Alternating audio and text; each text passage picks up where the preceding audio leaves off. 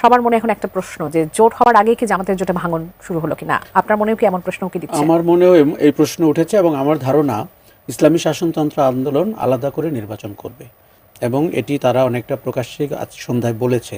কেননা তারা যদি সন্তোষজনক আসন না পায় তাহলে তারা বলছে তাদেরকে সম্মান করা হচ্ছে না জোটের ভেতরে। এখন জামাতে ইসলামী আপ্রাণ চেষ্টা করছে যে ধর্মকে ব্যবহার করে বা ধর্মের নামে যে রাজনীতি সেই সমস্ত শক্তিকে এক জায়গায় নিয়ে আসতে। তার সাথে সে জোড়া দিয়েছে 2-4 জন মুক্তিযোদ্ধাকে, তার সাথে জোড়া দিয়েছে এনসিপিকে, যারা গণ অভ্যুত্থানের শক্তি। একদম পরে একটা অদ্ভুত দেখতে জোট তৈরি হয়েছে জামাতের নেতৃত্বে। সেখানে 8টি ইসলামী দল আছে।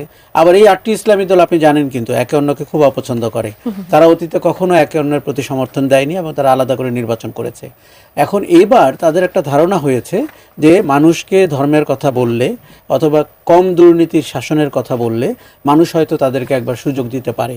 আমরা গত 16-17 মাসে তাদের কিছু আস্ফালন দেখতে পেয়েছি। তারা অনেকে বলে থাকে জামাত তো প্রায় ক্ষমতায় আছে, কাজেই সে নির্বাচনটির ব্যাপারে অত সিরিয়াস না। কেননা প্রশাসনে তার একটা প্রভাব তৈরি হয়েছে। ক্যাম্পাসগুলোতে আপনি দেখেছেন ফলাফলে জামাতের ছাত্র সংগঠন ভালো করেছে।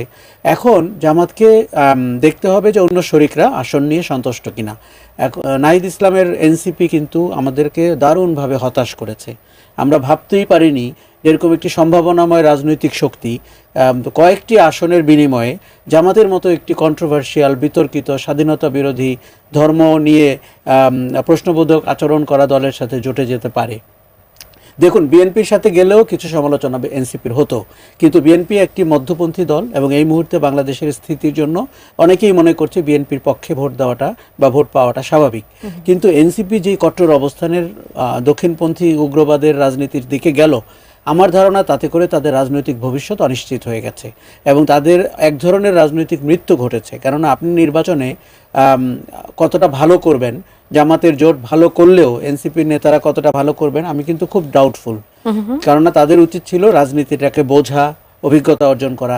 কাজেই 11 দলীয় জোট সেটি কিন্তু এখন পর্যন্ত পূর্ণাঙ্গ কোনো আসন সংখ্যা প্রকাশ করতে পারে। অনেকেই তো আসলে বলছে যে এনসিপি হচ্ছে তরুণদের নেতৃত্বে গঠিত হওয়া দল, জামাত বরঞ্চ গ্রেস পেল যে তারা জুলাই অভ্যুত্থানের সঙ্গে ছিল এবং তারা তরুণ নেতৃত্ব, সেজন্য জামাতের জন্য এটা আসলে পজিটিভ সাইড হয়ে গেল। আপনার কাছে কি তাই মনে হয়? খুবই সাংঘাতিকভাবে সত্যি।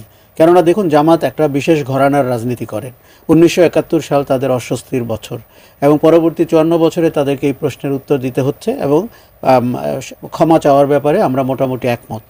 এই জায়গায় এসে জুলাই অভ্যুত্থান, যেটি 15 বছরের দুঃশাসনের পরে বাংলাদেশের মানুষ পেয়েছে, তার প্রথম সারির সৈনিক তো এনসিপির নেতৃত্ব। কাজেই তারা যদি জামাতের সাথে হাত মেলায়, এখানে দুটি ঘটনা ঘটেছে। একটি হচ্ছে জামাত রাজনৈতিকভাবে বেনিফিটেড হয়েছে, তারা বলতে শুরু করেছে যে জুলাই গণ অভ্যুত্থানের অংশীদাররা তো আমাদের সাথে। আর আরেকটা জিনিস হচ্ছে যে এই তরুণদেরকে দলে নেওয়ার ভেতর দিয়ে তারা তরুণ সমাজের প্রতি এক ধরনের অ্যাপিল তৈরি করতে পেরেছে। আপনি জানেন 4 কোটির মতো তরুণ ভোটার রয়েছে।